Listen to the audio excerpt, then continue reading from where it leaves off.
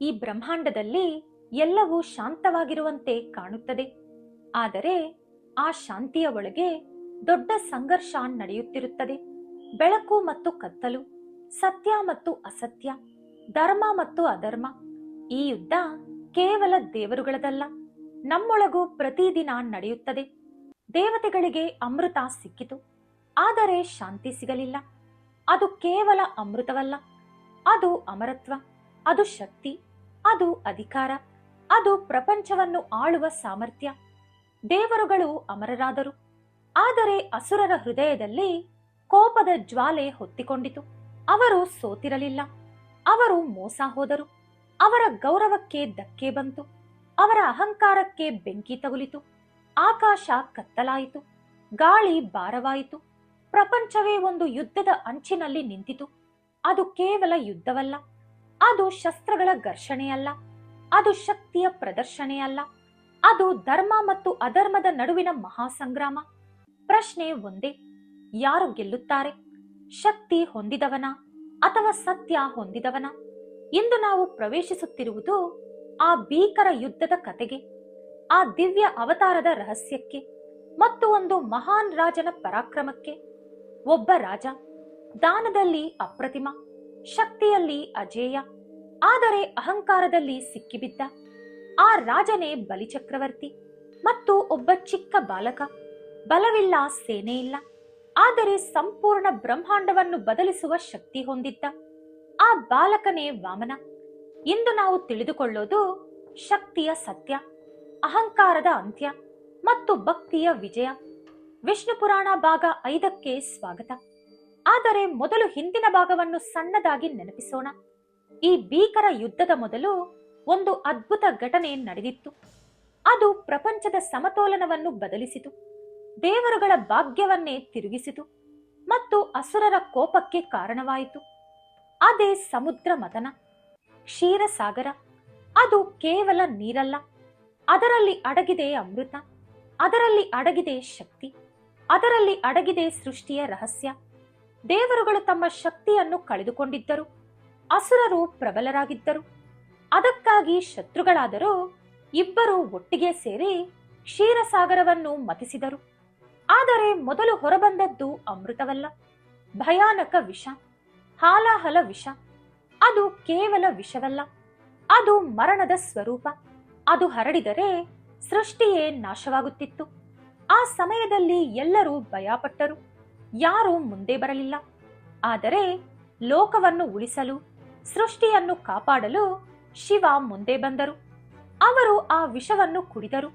ಅದು ಕೇವಲ ಶಕ್ತಿಯಲ್ಲ, ಅದು ತ್ಯಾಗ.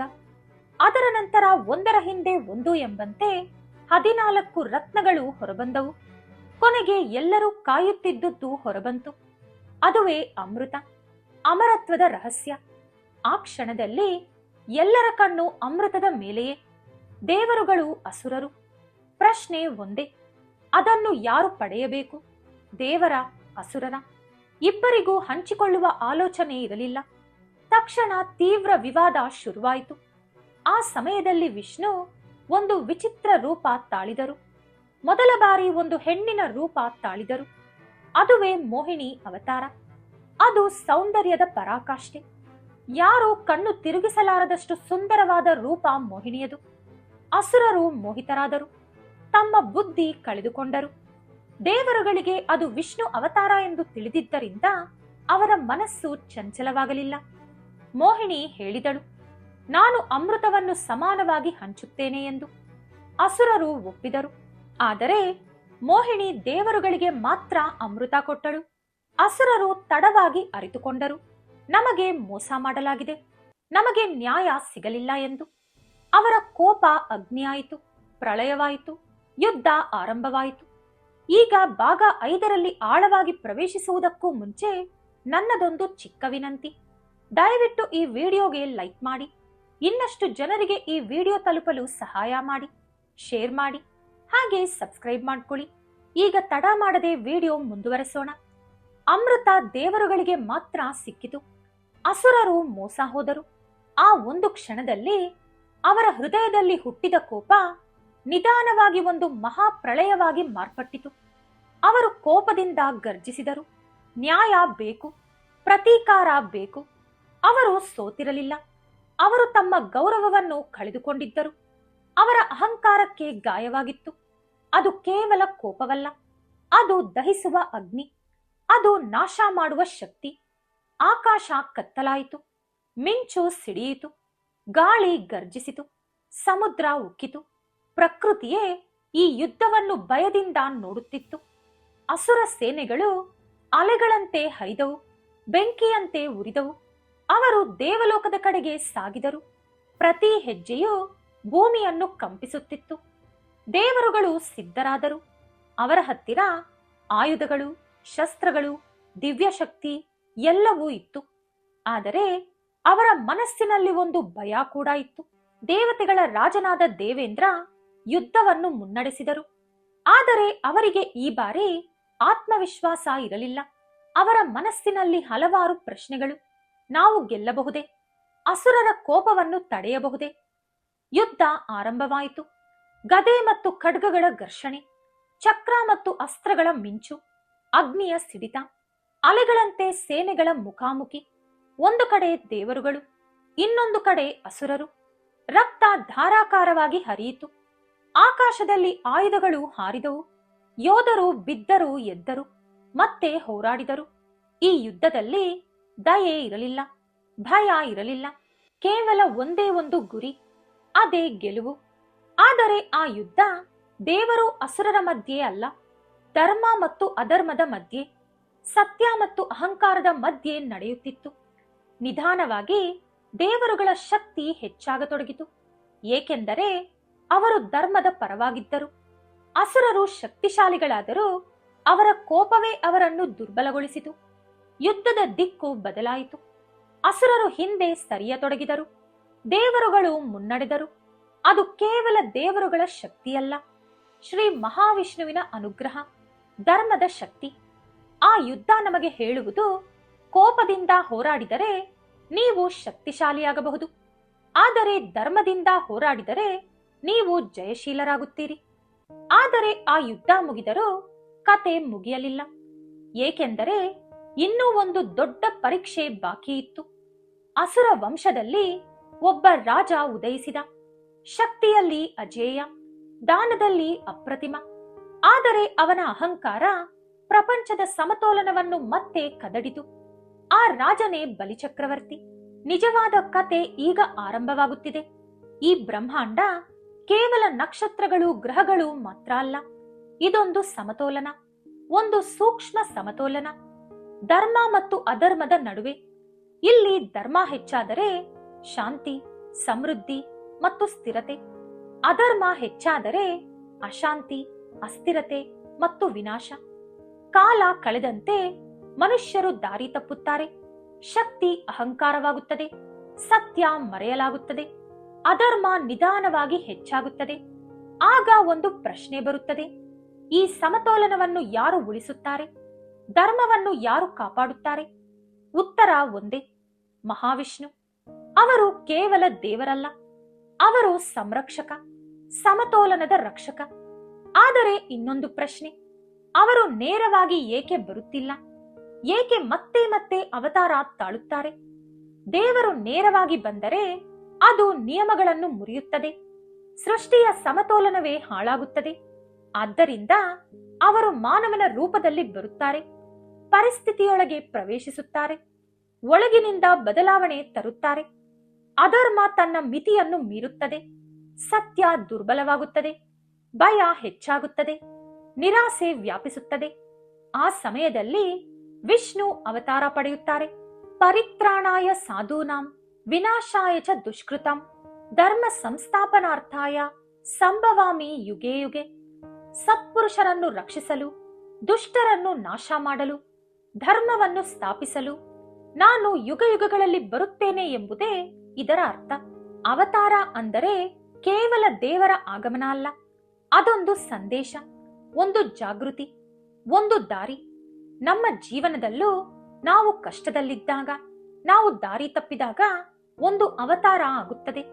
ಅದೊಂದು ವ್ಯಕ್ತಿ ಆಗಬಹುದು, ಒಂದು ಅನುಭವ ಆಗಬಹುದು, ಒಂದು ಅರಿವು ಆಗಬಹುದು. ದೇವರು ಹೊರಗೆ ಮಾತ್ರ ಅಲ್ಲ, ಅವರು ನಮ್ಮೊಳಗೂ ಇದ್ದಾರೆ. ನಾವು ಬದಲಾದಾಗ ಅದೇ ಅವತಾರ.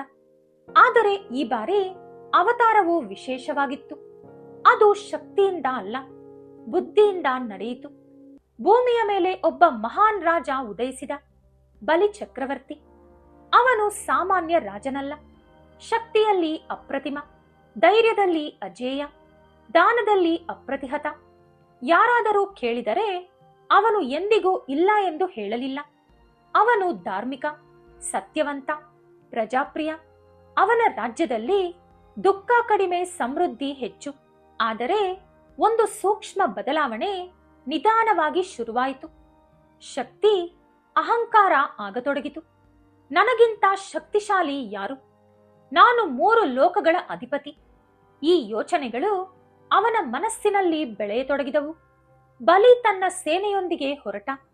ಭೂಮಿಯನ್ನು ಗೆದ್ದ, ಆಕಾಶವನ್ನು ಗೆದ್ದ, ದೇವಲೋಕವನ್ನು ಆಕ್ರಮಿಸಿದ. ದೇವರುಗಳು ಮತ್ತೆ ಸಂಕಟಕ್ಕೆ ಸಿಲುಕಿದರು. ತಮ್ಮ ಸ್ಥಾನ ಕಳೆದುಕೊಂಡರು, ತಮ್ಮ ಶಕ್ತಿಯನ್ನು ಕಳೆದುಕೊಂಡರು. ಅವರು ಮತ್ತೆ ಮಹಾವಿಷ್ಣುವಿನ ಶರಣಾಗತಿ ಪಡೆಯಲು ಹೋದರು. ಪ್ರಭು, ಬಲಿ ಧಾರ್ಮಿಕ, ಆದರೆ ಅಹಂಕಾರದಲ್ಲಿ ಮುಳುಗಿದ್ದಾನೆ. ನಮ್ಮನ್ನು ರಕ್ಷಿಸಿ ಎಂದು ಬೇಡಿದರು. ವಿಷ್ಣು ಶಾಂತವಾಗಿ ಎಲ್ಲವನ್ನೂ ನೋಡಿದರು. ಅವರು ಬಲಿಯನ್ನು ನಾಶ ಮಾಡಲಿಲ್ಲ, ಏಕೆಂದರೆ ಬಲಿ ದುಷ್ಟನಲ್ಲ, ಅವನು ಭಕ್ತ. ಈ ಬಾರಿ ಯುದ್ಧದಿಂದ ಸಮಸ್ಯೆ ಪರಿಹಾರವಾಗುವುದಿಲ್ಲ, ಬುದ್ಧಿಯಿಂದ ಪರಿಹಾರ ಮಾಡಬೇಕು. ವಿಷ್ಣು ನಿರ್ಧರಿಸಿದರು. ಒಂದು ಹೊಸ ಅವತಾರ ತಾಳಲು ತೀರ್ಮಾನಿಸಿದರು. ಚಿಕ್ಕ ಬ್ರಾಹ್ಮಣ ಬಾಲಕನ ರೂಪದಲ್ಲಿ. ಅದುವೇ ವಾಮನ ಅವತಾರ. ಚಿಕ್ಕ ದೇಹ, ಶಾಂತವಾದ ಮುಖ, ಕಣ್ಣುಗಳಲ್ಲಿ ಅನಂತ ಜ್ಞಾನ, ಕೈಯಲ್ಲಿ ಕಮಂಡಲ, ತುಟಿಗಳಲ್ಲಿ ಮೃದುವಾದ ನಗು. ಯಾರಿಗೂ ಗೊತ್ತಾಗಲಿಲ್ಲ ಆ ಬಾಲಕ ಯಾರು ಎಂದು. ಶಕ್ತಿ ದೊಡ್ಡದಾಗಿ ಇರಬೇಕಾಗಿಲ್ಲ.